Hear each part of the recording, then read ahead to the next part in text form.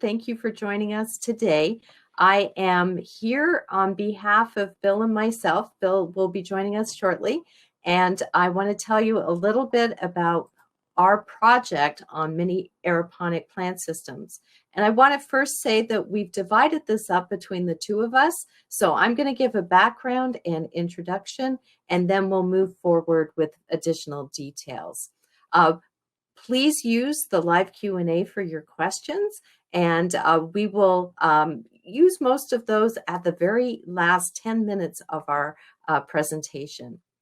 So I want to start today with a poll, and I'm going to ask you to fill this in. Have you used an indoor hydroponic system? So I'm seeing that most of you have not. So let me start another question. How interested are you in using an indoor hydroponic system in your classroom? Please take a minute and fill that out. Okay, so you're somewhat interested, or you may not have an application now. I'm hoping that I will be able to convince you that this might be something that might be of interest to you, or that you might be able to adapt this with a system that's appropriate for your work. So let's first go on. So the Agriculture and Food Systems program at Rutgers University is tasked with educating students in different types of growing of plants. And what I want to do is talk to you about hydroponics, and that's growing plants without soil. In 2017, we put together a course and got approval to teach a 300-level course to our undergraduates. It was largely targeting agriculture and food systems students. It had both a lab component where they went in person to the facilities you just saw, and you'll hear more about that in a minute. There was an in-person class, and there was a hybrid component to it. This course has evolved based on the equipment and the facilities that we had. And this semester, that course is being taught, and we're using the Aero Gardens in place of coming to campus. Additionally, we were asked to develop an ag teacher education program. This trains young people to become educators in our K through 12 system. And the course that we're going to focus on is one called Developing Ideas in Agricultural Education. This is a 400-level course. This course was developed in spring of 2019, and we've offered it 3 times, and the most recent was fall of 2020. Prior to that, we had taught it in person completely with access to the floriculture greenhouse. Then we taught it last spring, a year ago, where the first part we were meeting, and then we went fully online with the pandemic. And then finally, we adapted it over the summer and taught it synchronously online with hydroponics at home. So I'm now going to hand it off to my colleague, Bill, and he's going to tell you a bit more about that course and the other work that we're doing. Everybody. Xenia and I have been on the same page of progressive education. We strongly believe in humanistic and experiential forms of teaching. And many of you who are teachers probably know Jean Piaget in terms of educational psychology, and many people consider him the father. He spawned Bloom and Gardner's thinking. But really, before all those guys, there was the godfather, John Dewey.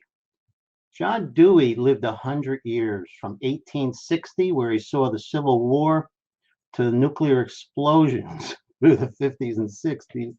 So he had a lot of experience in the Northeast here, teaching natural education. And I really relate to his thinking. It's what I was sort of exposed to at a previous university where we did hands-on education all the time, a lot of field work to get our teaching certifications. And what he said was, first of all, these 2 points: give the pupils something to do, not something to learn. And the doing is of such a nature as to demand thinking, and then learning naturally results. Secondly, we do not learn from experience. We learn from reflecting on experience. And that was one of the strong points that we've added to these courses. Xenia is particularly good with reflection journals on a weekly basis, on a semester basis. And that's the way you really turn your weekly learning into long-term learning. It's a great tool. Now, that didn't go so well as expected. So I'm going to go back to my big screen and tell me if this works. Okay, you got the full screen of learning styles? Let me peek. We're good. Okay. Now, we were talking about Gardner and Bloom. Now, these guys were the bridge to our current progressive thinking. Bloom brought in how you gain knowledge, how you understand knowledge, how you synthesize knowledge, and then the higher levels of learning, how you analyze it, and how you creatively use it to develop something new. Pretty sophisticated stuff and very relevant to the university. Gardner comes in and toggles on top of that and breaks it down. He said, not all people are alike. They can't all do this binary approach. And that's because there's multiple intelligences. Whether they're in order of what's the most important that humans learn, it's visual. Monkey see, monkey do. And it's oral. And that doesn't mean O-R-A-L. It means sounds. It means music. Then there's reading and writing. These stick in our long-term memory, and especially kinesthetic. That's your body memory, your muscle memory. And finally, fifth, we place verbal. This is chalk and talk, just, talking. Some people learn better in a social, interpersonal situation. Other people learn better in a solitary, independent, intrapersonal situation. And all of us actually learn in all of these ways. And this continues to evolve. And one of the things that has been happening to evolve this study of how we learn and how to incorporate it into our teaching is neuroscience. Being a biologist at heart, I can relate to some of this neuroscience. We see brain structure is particularly important. Now that we can probe the brain and light it up in different colors and see the electronic signals among the synapses of the neurons, we can follow learning. We can follow our senses, multisensory. We have all these senses, and our brains being overwhelmed with all our multi-senses coming all at one time. The brain's got to say, is this a short-term thing that I just got to deal with immediately and then forget about it? Or is this something I need to learn for later? So how does it do that? It does that with the hippocampus. And if it's just an instinctual thing, there's the brain stem, the reptilian brain way down there on your spinal column. That's all instinct. You don't have to think about that. It's all hardwired. But the soft-wired in the hippocampus is the gatekeeper. It determines whether you're just going to hear it, listen it, and discard it, or if it's really important, is it long-term, it's going to store it in a long-term learning. And that's the knowledge game we're after. And how does that make that determination? By multi-sensory. If you use just one of your senses, say just oral, it's not going to remember it, O-R-A-L. You need to inject it with other forms of senses. And you already have all these multi-sensory long-term learning stored, and they're historic memories. And they're the ones we can feed into with video. The imagery that we see by video will trigger historic memories. So it's not just a plain video. It goes and be stored in your file in your brain, as well as tells you and excites you about those things. And one of the early people that really got to this was actually Rich Novak. I saw his photo scrolling by here in our conference, and Rich gave us a grant over 12 years ago to incorporate video into online learning. And he was really an early innovator here because he understood the value. And at that time, not too many people at Rutgers understood that online learning was important. He only started with about 25 initial faculty people, then went to 50, then went to 150, then went to 500. His conferences are amazing and continue to grow. If we had had a pandemic 15 years ago, we would be so far advanced. But this is what it took to accelerate online learning. And one of the things that incorporates learning style and video is, let me just give you a quick example. Look at this child. What do you see? A screaming baby. You don't need the audio to know that. Look at it. And that will trigger a historic memory of somebody screaming. And that is enough to jump into your long-term memory. If you just read about a baby screaming, it's not going to be stored. It's just garbage. You see the young lady there making a sour face with a lemon. That's our sense of taste. And you probably had a lemonade or a margarita or something, and you can recollect that. Even though you're not tasting it right now, your brain is starting to remember that sour taste. And it's also going to get past the hippocampus and store in long-term memory. The fragrance in the lower left, smell that rose, it's tremendous. You can't really smell it, but your brain remembers some perfume or some other marigold or orchid. And this is what leads to long-term memory. Or if your fingers are on a sandpaper, the touch is maybe annoying, or your fingernails on a chalkboard. So these are some of our main senses: sound, taste, smell, touch. And if your eyes see it, it activates those senses. So before I go into our Canvas website, I'd like to ask all of you to reflect on your teaching experiences. Think about your strengths. What do you consider some of the most important strengths that you have that makes you an effective teacher? A few adjectives, whether you're empathetic or creative or organized. Just take a few minutes into the chat, and Xenia is going to check that out and give us some examples of some of your positive teaching strengths, strategies. Okay?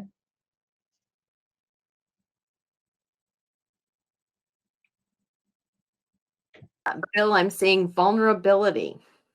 Okay, that's more empathetic, yes. Okay. I'm waiting for a couple more.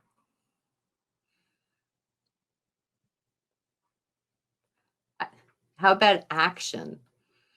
Oh yeah, action's important. We can it's really important in live teaching.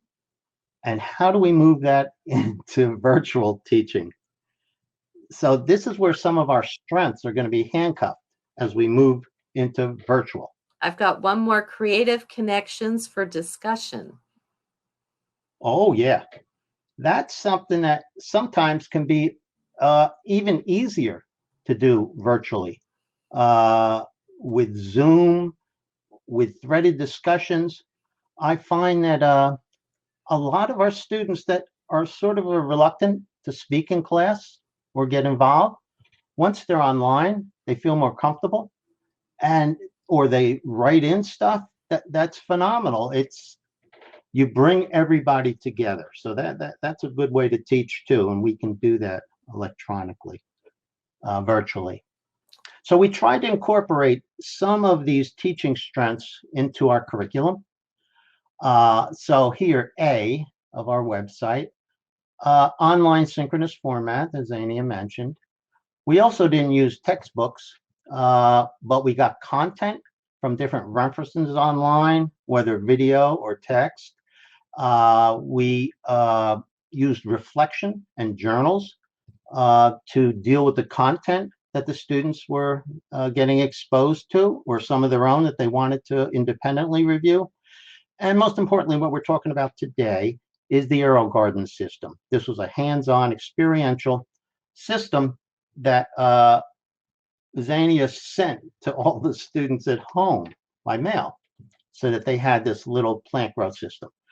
And meanwhile, C, we could do some independent learning via video. We have oodles of video of our field walks over different Rutgers facilities and farms.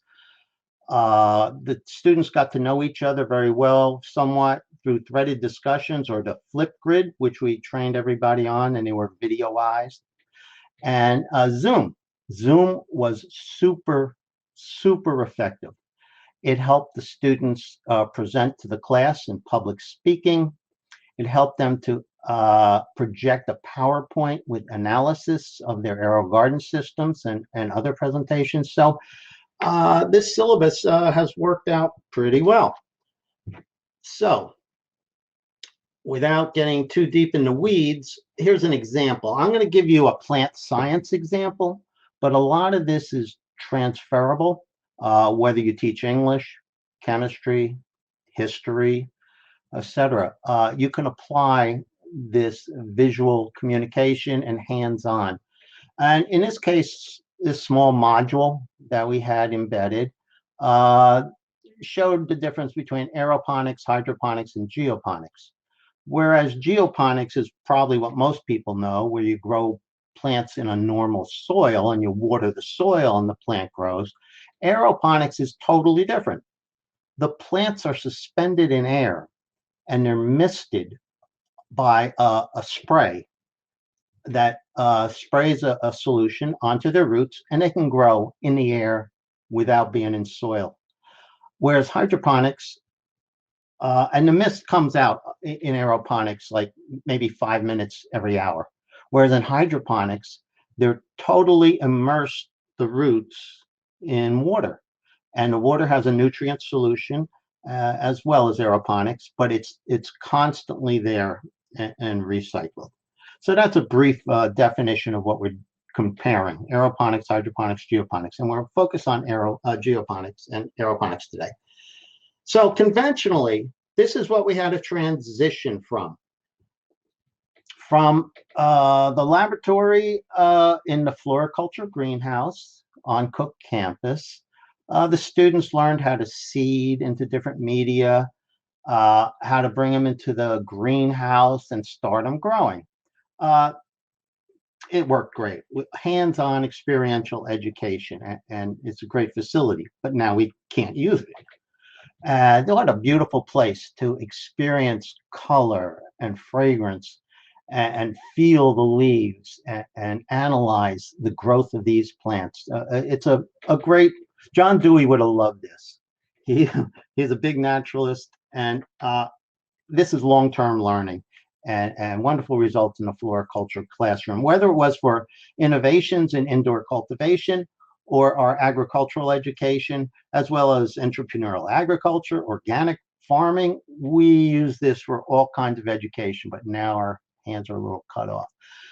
So let's just glance into our aeroponics here.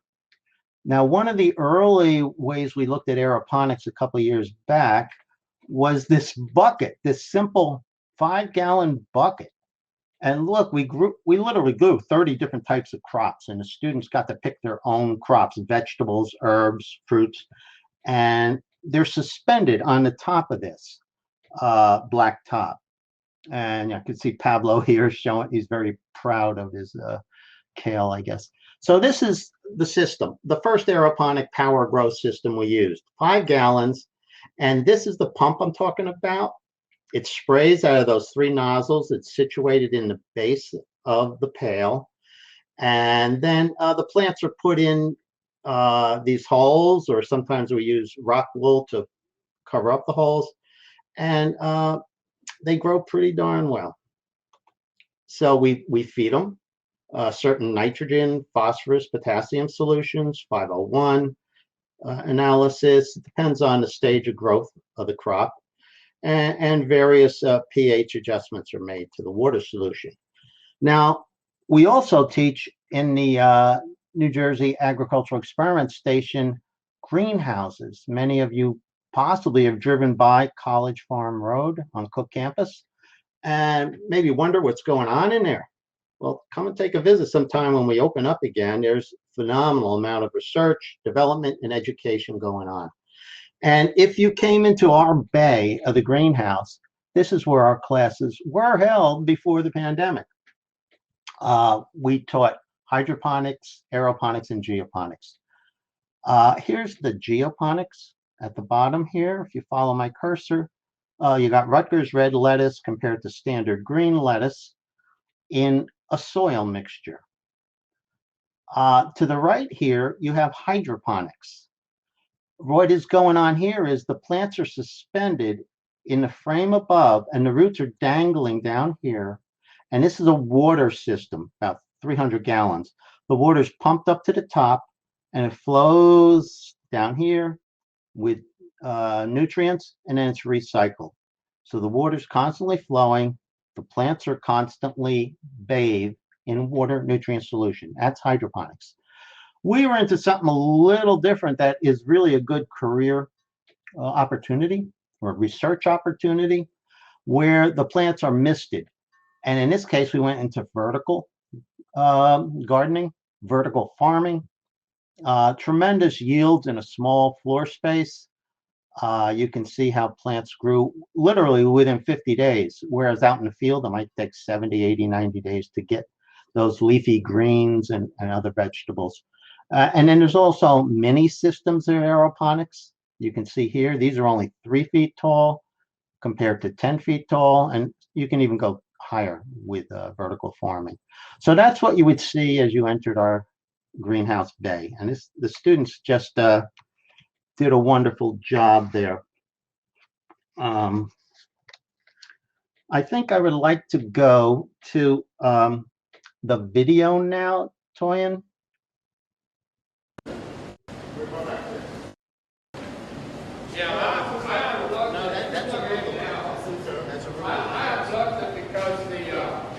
Took that one out. Let's put a timer on there. Okay.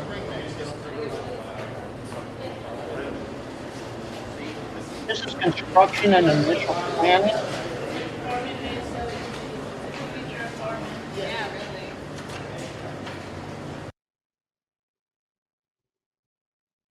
Some of the crops that are being planted: nasturtium, marigolds, buckwheat.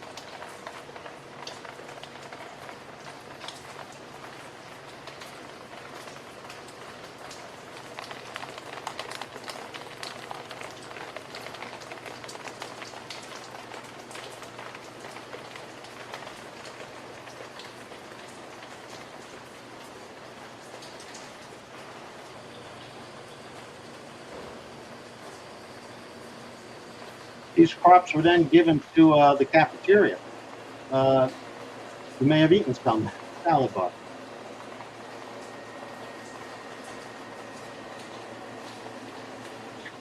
That's our Rutgers red lettuce. That's a real winner. Some mint.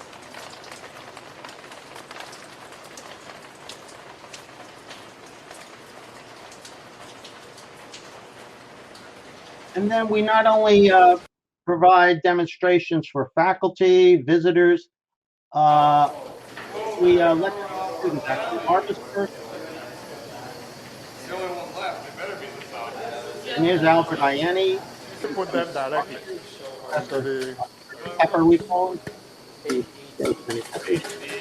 So for here, we want 5 pounds per box. 5 pounds per box. 5 pounds per box. Okay.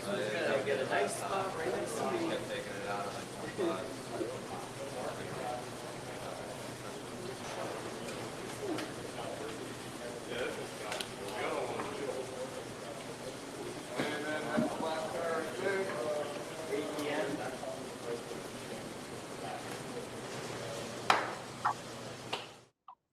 And then we use it educationally for visitors that may be interested in going to university. My name's Claire Kennedy. I work for Bergen County Academies. I run the agri-science program there. I'm down here to see this greenhouse, to see how I can use the materials that are here in my greenhouse to do research with my kids.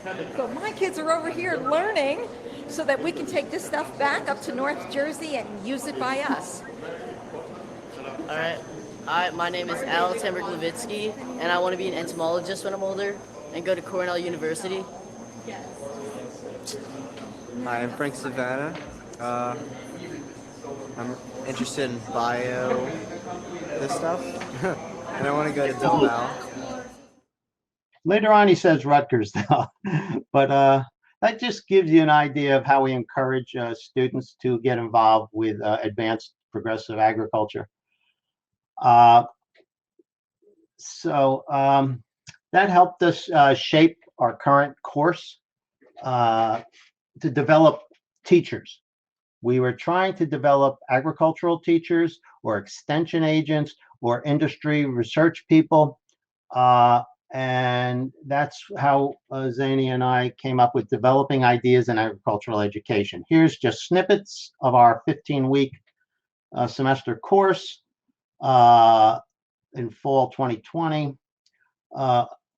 Week 5, we introduced greenhouse production, and they were supposed to develop lesson plans from what they learned to teach to whether they're in an elementary, a high school, a college, or an industry.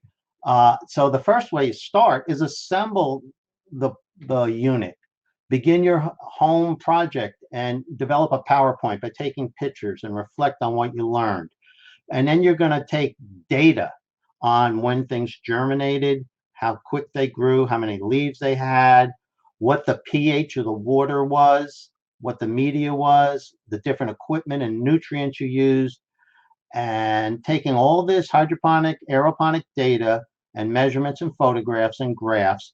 Then eventually you're going to provide a student presentation at the end of the semester. You give a 25-minute Zoom talk to the class, public speaking, and tell them about your lesson plan, you're using your lesson plan, and the results, the research results that you got.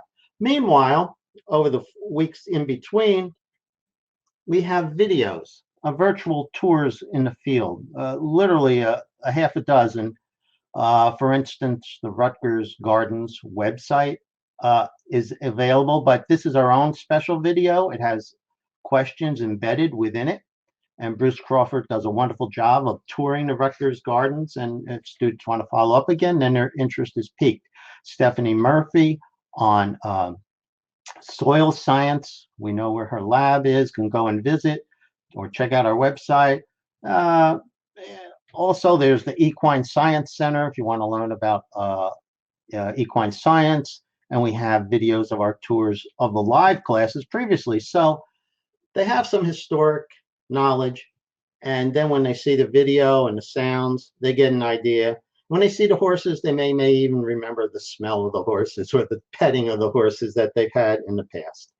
So that's one way we tried to supplement not being able to physically take a tour. We had to decide on, there's a myriad of small aeroponic units nowadays. Man, they are being flooded, not only from a small system, but to big box stores are selling them now. Xenia told me Kohl's is selling them nowadays, and Target. That's amazing, because like 10 years ago, these were not available. So we looked at all these. This is one that we had been using. This 5-gallon bucket would cost about $65, which was a good way to go, whereas this one costs several $100s, maybe $400 or $500. But there's all different cost price points that you can compare. We went with the AeroGarden aeroponic system. This system, which you saw earlier in the first slide of the presentation, was especially good for us because it came with lights. You saw those lights that are up here. There's LCDs that are very efficient, not too much heat, and they provide all the red and blue and colors that the plants really like to grow. And while this little unit is just germinating things real well, and in a few weeks they grow much bigger, And you can measure the roots underneath the growing platform as well as the shoots above. So this is really good for us. Now, we had some project goals, but I want to show you, we never stopped growing.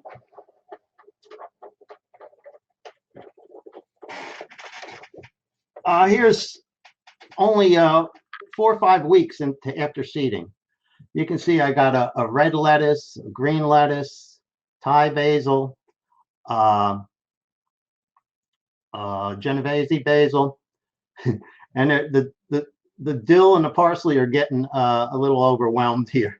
I have been harvesting this to keep the lettuce down, but it's been a struggle. And the cool thing about these things is you can take the aeroponic plant out and see what the roots are like. You can measure them. And in the future, rhizosphere studies are especially important to agriculture and to food supply, to getting the most nutritious plants we can manage. So we created, from our experience with these little mini gardens, a lesson plan for our students to follow. And if I could go back to my project goals here, you see we wrote up a research and observation report that included a lesson plan. You could decide any level of a lesson plan you wanted. The goal was to have you work, observe, and assess the effectiveness of your aero garden growing system, a variety of plants you could use, herbs, vegetables, fruit, like tomatoes. A final lab report was due. Write your observations in a written document. Use pictures, data analysis, and spreadsheet to support your observations and conclusions. And then you're going to make a PowerPoint as well and deliver in public speaking to our class on Zoom. So your report should include the following: systems, plant growth data, height, length, width of the leaves, number of leaves, root lengths, average of each measurement, plant vigor, health, and harvest. And that lesson plan, you could look at this Aero Garden YouTube video, but this was the experiential, hands-on, at-home, remote learning to get past even interactive learning that we often do virtually to immersive. You're living with this thing. Every day you are taking some measurements, tending to this little garden, and you have specific goals in mind, 2 outcomes. What is it that we want our students to learn from the projects? And number 2, how will the students demonstrate that they've acquired knowledge when the project is completed? So these things are on their mind if they want to become effective teachers like we all are always striving to be. And here's an example from one of our actually star students, but they all did quite well. Zach Mindell, he just graduated from Ag and Food Systems and is well on his way to a good career. This is his study, his PowerPoint, a close study and a cumulative evaluation. First, he shows us the system. They start with little domes over the top when you first put in the seed, and you keep the humidity up, and there's 6 growing domes, and he explains that there's a built-in electrical pump that hits the roots underneath, and there's a LED system that provides light. Also, to do the measurements of the water quality, we use a Vivosun pH meter. It measures total dissolved solids. Now, these solids are important because that tells you how many nutrients are in the water. So if it drops from 3,000, 2,000, 1,000 to lower ppm, you know to add more fertilizer, more nutrients. And just as important is the pH. Here's the whole pH range from 1 to 14. We want our plants to always be in the 6 zone, not too much into the 5 and not too much into the 7. And you measure it with this handy little meter. And by just pressing a button, it activates it. You dip it in the water and it'll give you your pH, air temperature, water temperature, total dissolved solids, and electrical conductivity. What a wonderful little machine that they could have at home and just keep monitoring. $42.99 on Amazon.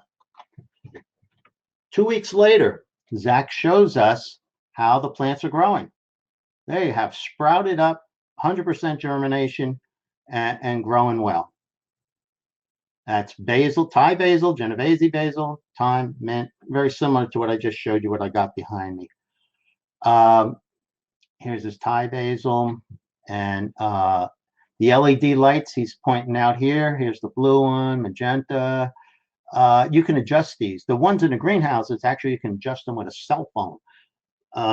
It's wireless, but great technology. And the plants love it, because most of the time we're putting them into fluorescent lights or just incandescents. And that's mostly yellow and white. And they don't even like green. It's red and blue that really makes them grow. And week 5, just over a month, look at the jungle that we have here. You're ready for harvest.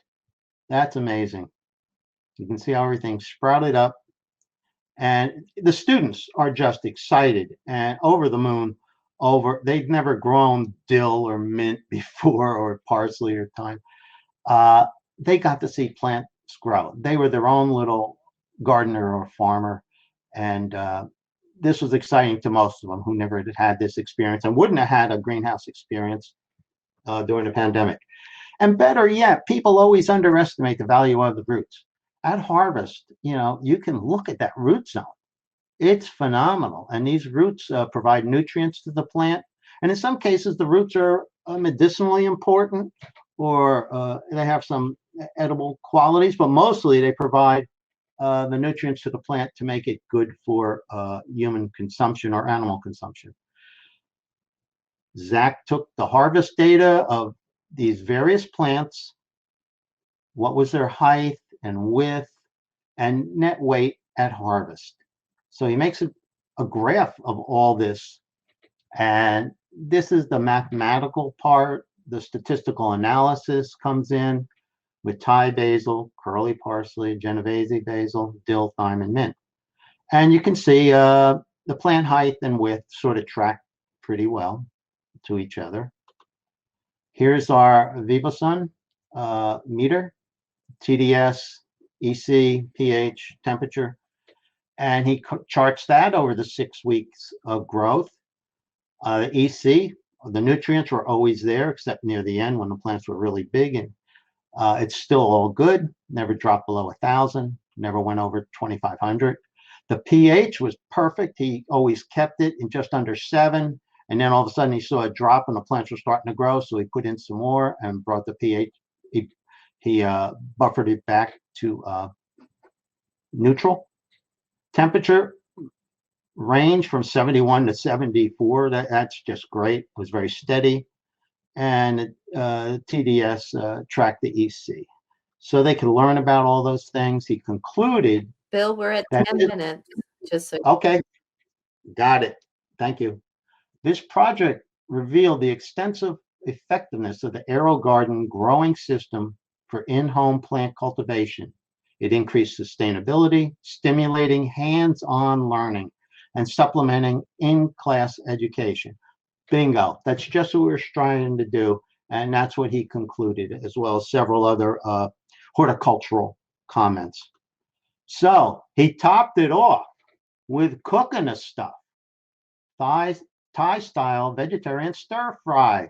He had recently gone into a plant-based diet. And what better to pop a lot of this basil and herbs into this and mix it with some egg whites and parsley. And I'm getting hungry right now looking at that. Great photo. Zach's also into photography. So let me wrap up by saying we have a paradigm shift here. This conference is dealing with evolution and adaptation, and the pandemic has been only beneficial in one way. It has accelerated our online learning and education. this, in the beginning, 10, 15 years ago, when we were just doing online at Rutgers with Rich Novak and all, the boomers were somewhat reluctant. We had our traditional ways in mind. We didn't want to learn this new computer technology. We were going from Sakai to e-college to e-companion, and now we're in Canvas. And it was a little stretch. But the Gen Xers, the younger faculty and students especially, are really moving into this. They see the advantages as we teach the millennials. And I can't imagine the generational change that's going to happen when we get to Gen Z. My grandchildren, 3, 4 years old, they're aces on tablets, independent learners. It's phenomenal what this next generation is going to do with computers.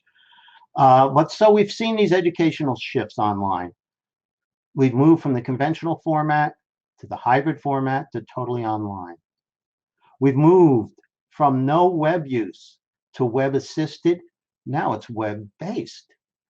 We've moved, fortunately, from totally instructor-dominated and centered to student-centered, independent learning. This fosters those higher levels of thinking that Gardner and Bloom were striving for. And of course, we got the mundane, important stuff, efficiency, environmental savings, and economic. But what we're here today to detail is experiential. I think we've made a paradigm shift. Instead of just totally teaching live to teaching remote, but remote can be taught in different ways, and we move more to interactive. I took a course online at Purdue years back, like 15 years back, and it was just read the book and answer the questions. Never saw a faculty member. It was terrible. Now it's interactive. The students are really engaged with one another and more so with the faculty sometimes, especially in larger situations. Now we're trying to make it immersive. What can we get to them at home or get them in English? Go outside and walk through your backyard and write a haiku, a poem or something. History, watch a video that's on Lincoln's history. Oh man, you don't read that in the history book, but CNN's got a great video that should spark some imagination with a study guide to it. History, that's one that always sort of bored me, but I watch it on the History Channel all the time. So as we near the end, I'm going to bring it back to my colleague, Xenia, to see if there's any things in the chat that have been entered that we want to comment on or dialogue with. Bill, thank you very much for that. That was quite a journey. I'm actually going to ask people to put their questions in the chat now. We didn't have anything coming in while you were presenting because we were all glued to what you were saying. And I want to also share how excited our students were. They said if they had been on campus, they probably would have seen the plants maybe 2 or 3 times a week. But by having it at home, the students were babysitting them. They were responsible for everything, to making sure the lights were working, making sure there was enough water, making sure that it was fertilized, and they were able to really watch the plants. And that's the immersive thing that we wanted to share with you today. By asking them to take measurements, to take photos, they had an in-depth project that lasted over a period of 5 or 6 weeks. And all we had to do was figure out how to get the equipment to them and to package a lesson plan around that. You may see in the background, I also have mine here, and I'm sharing that with a class this semester. So we're interested. What questions do you have for us? Is there anything that we didn't cover that you might be interested in learning about? And if not, I have my final poll today. And that is, now that you've seen this presentation, how interested are you in using an indoor hydroponics or aeroponic system in your classroom or even at home? Are you more interested now that you've done that? So I'm seeing some shift in what you have. Obviously, it's not applicable for everyone, but you may be able to think about how you have something that you can send home, or you can use something that they already have at their house. There's a lot of different things that you can do. So Bill, we've got 75% are extremely interested, 25% really interested. So thank you very much for listening. And again, we're here to answer any questions you may have. Since I'm not seeing any questions right now, let me just tell you a little bit about the logistics of getting these things to the students. What I was able to do was order through either Amazon or Kohl's that had direct shipping to the students. So I didn't have to have people come to campus. Part of that was because of the pandemic. We didn't want to go through the logistics. We also did it as a loan, so that the students didn't have to put up any money. We used departmental funds to be able to purchase these equipment, send it to them, and then have it returned afterwards. So some of this equipment is being used by the second student this semester. And so the idea is that we want to be able to keep this sustainable, not generate a lot of waste as well. And I can tell you that many of the students continued to grow after the course was finished because they just wanted to see what would happen. So I gave them some extra time at the end of the class to be able to foster their curiosity and learn more. So Bill, I guess we've done a good job. I'm not seeing any questions. I want to thank everyone. I also want to share with you a couple resources. If you wish to get in touch with us, here's our email. I'm at xenia.morin@rutgers.edu, and you can reach Bill at sciarappa@njaes.rutgers.edu. If any of you have any questions after the session, or if you're watching this on a recording. We also want to thank our students who were very supportive and excited and trying something new. And without them, we would not have been able to do this project. And finally, we want to share with you a few websites and two of the educators that inspire us and what we do. And with that, Bill, I'm going to stop and say thank you and let you add any final comments you may have. Sure. Thanks for staying with us, and do your own independent reference list here. This is a good start. I certainly recommend the John Dewey. He might be a little archaic, but he's inspirational, and to this day, he's becoming more important in our educational psychology and education. But the aero farms, boy, you see that website? We in New Jersey are loaded with industrial strength aeroponics, hydroponic systems in Newark, in New York City, in Philadelphia, and Freehold. They're jumping all around the place. A lot of small farms are being set up, and a lot of people are having home systems, a larger version. So all these websites you see there, Reality Works, Agricultural Science Education, and National Teaching Ag Campaign. Please take advantage of these, check in, and check us whenever you can. Thanks for listening.